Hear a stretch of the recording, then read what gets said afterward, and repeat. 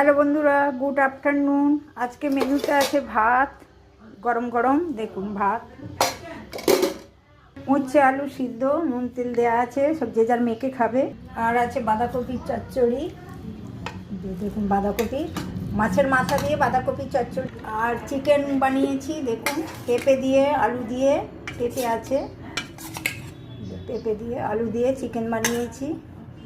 আজকে আছে দইয়ের একটু ঘোল যাকে বলে, মানে টক দই।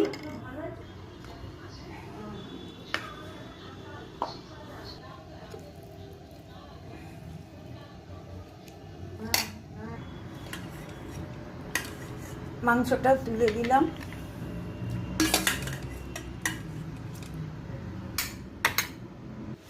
উচ্ছে আলুটা গোটা দিয়ে দিচ্ছি, মেখে খেয়ে নেবে না।